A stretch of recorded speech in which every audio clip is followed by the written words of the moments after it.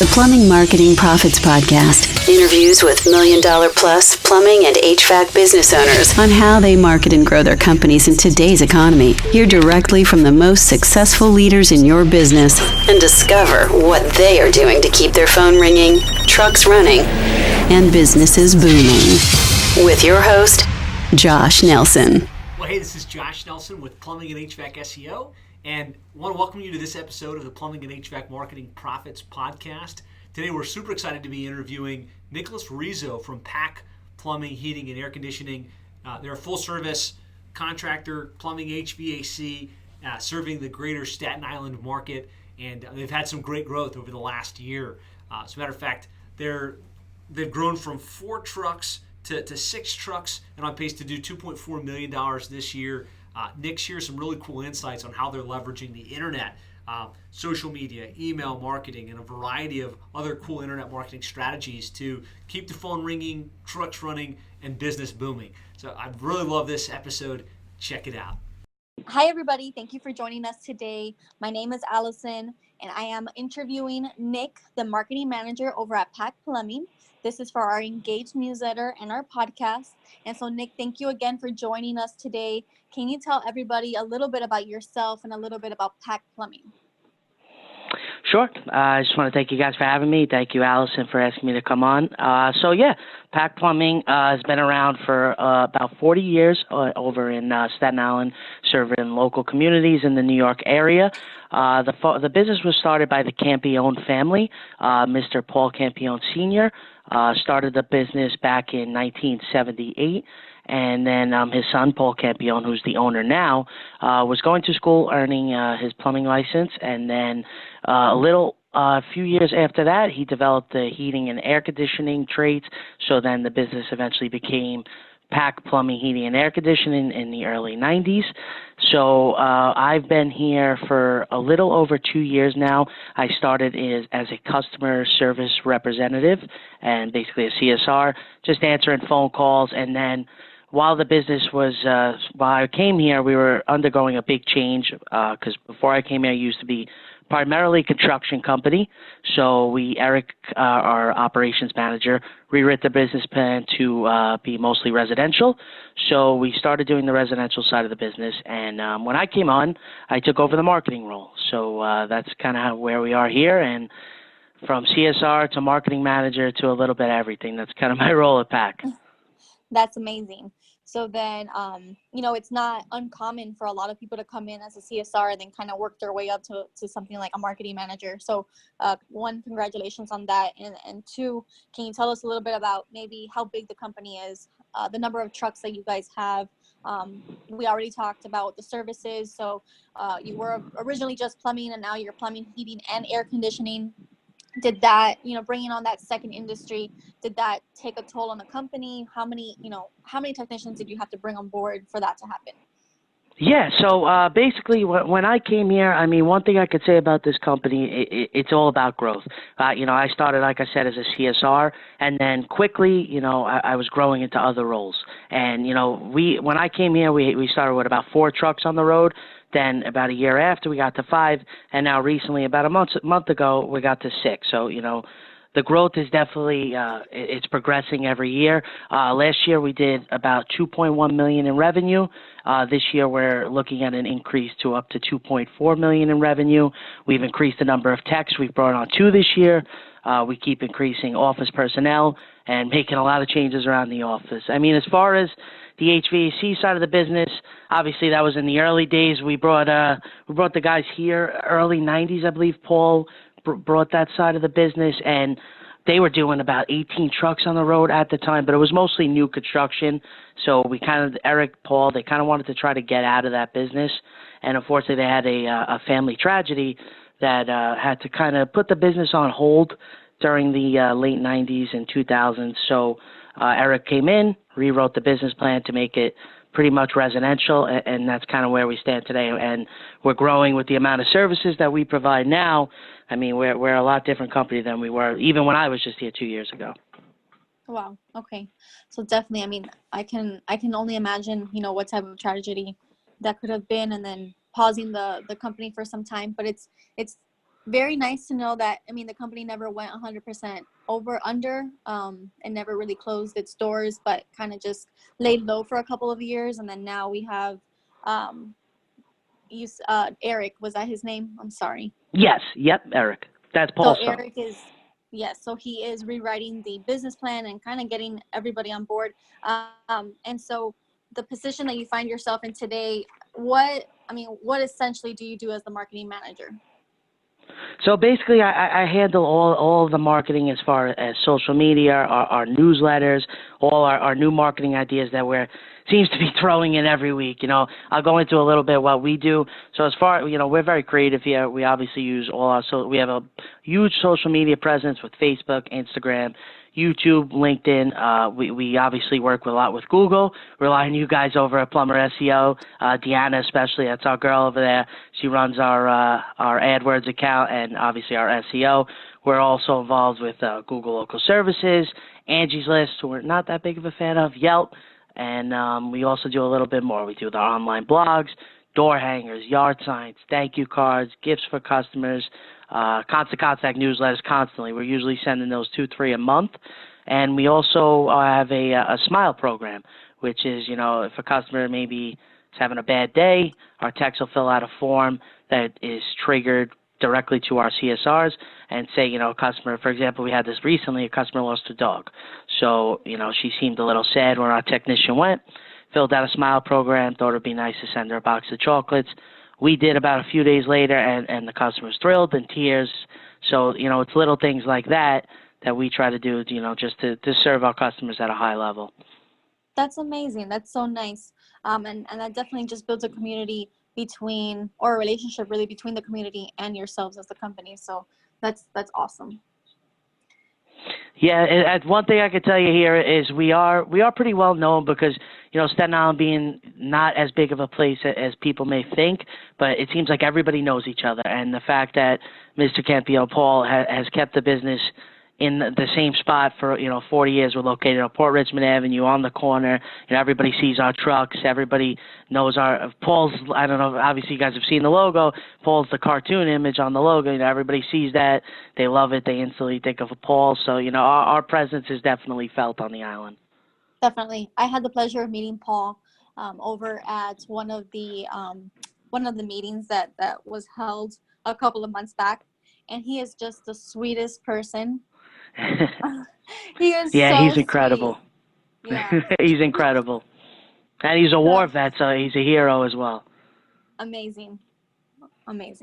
Well, okay, so now jumping into a couple of media questions. So you said that Sure. your social media is huge. It's a huge thing for you guys. Do you combine that maybe with direct mail or anything like that? Yes, well, especially with the growth now, we have kind of reached out to some other companies to work with our direct mail, and we started some postcard campaigns lately in order for air conditioning season.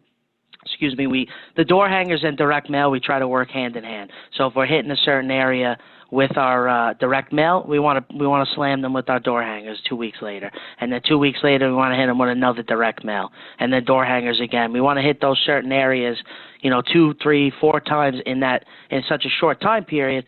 This way they get the perception that we're this monster company, and meanwhile, obviously we are a big company, but we're a small business continuing to grow. And I think the fact that if you continue to hit those same areas over and over and over, that's going to create that presence that you're looking for in the community.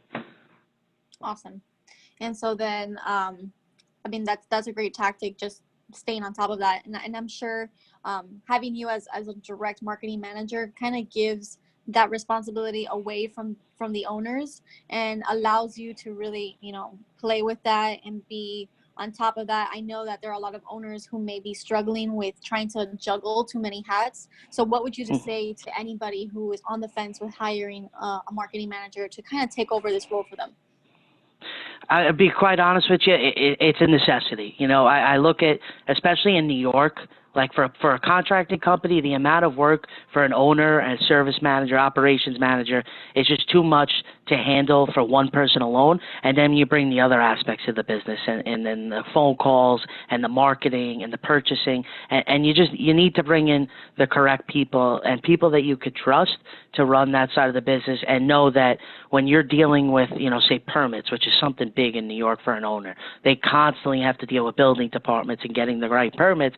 You have to know in the back of your mind that you have someone in the office you could trust to run your marketing, run your advertising, know that when you guys are getting slow and you see 2-3 calls on the board, that you got to blast out an email within an hour, promoting a special or just gaining interest, or say, it depends what you're looking for. If you're looking for estimates and you just want interest, you know what to send out. But it's just important to know as an owner to have that, that feel of comfort that you have someone in the office that's constantly on top of it. And I would say if you're on the fence about that, just looking at our company alone, it needs to happen, because before I got here, they were doing very little marketing, but it was a small company, so they didn't have the manpower to get to it. And once you bring on the correct staff, the growth is very fast. So once you develop that marketing role and really nail down that position, you're going to see instant growth in your company and success. Amazing. And so then how would you say, especially so you partner with us, like you mentioned, Deanna. She has nothing but positive things to say about you guys. She loves working with you. Yeah, she's the best. Yes. So how about maybe some listeners who may not be using our services, or anybody's for that matter? How important is it to outsource your internet marketing?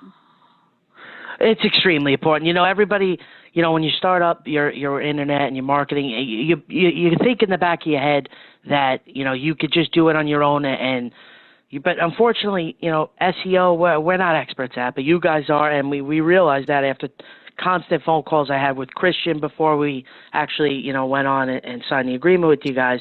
I had multiple phone calls with Christian about what we could do to get our presence on Google, because let's face it, everybody goes to Google. Everybody uses Google. You need a service, you're going to Google, you're looking at the reviews, you're seeing what Google suggests, and you're not going to look past the first page. Where it's 2019, it's our generation that unfortunately a lot of people just don't have the time, or maybe they don't want to.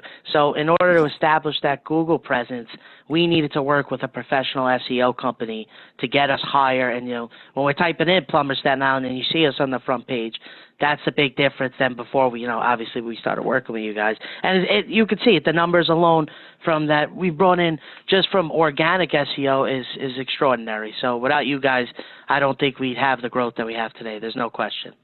That's amazing. Thank you. We love partnering with you guys. And, it's always been our goal here to create relationships with our clients and to help them and watch them grow. And so having those conversations, which calls are converting into higher paying leads, which market are we going to be going after?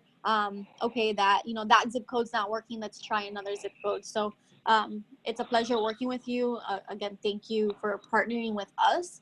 And so kind of to ask about maybe your training. I know that you're the marketing manager, but I'm sure you undergo some management training with the company. Are there any organizations that the group has, or that the company has partnered with to help you with your training? Yeah, so as far as on our side in the office, what I basically did is I came in here as the CSR, and ever since I came in here, I would attend local webinars that they'd have on the island. They'd always have classes. Paul and Eric are part of a lot of communities here, so there's constant involvement. Paul, is a member of a lot of organizations like the Association of Contracted Plumbers for New York City, Staten Island Rotary Club. He was the YMCA past chairman of the YMCA of Staten Island. He was a member of the Contracting Plumbers Association. He was, I'm trying to think what else. He was also a founder of QSC, the Quality Service Contractors. That was Paul. And then Eric himself is also part of the Chamber of Commerce, and he was, the former president of the Young Republicans group. So we have there's a lot of networking that goes on. But as far as training, I would say that we're starting to really invest more into that. You see with the growth that sometimes it could, if you move too fast, and without the proper training, you see a lot of mistakes. So now we're working with individuals, like we always have technician training. We have brand companies, such as we work with Amana, Lennox, Bosch, whatever.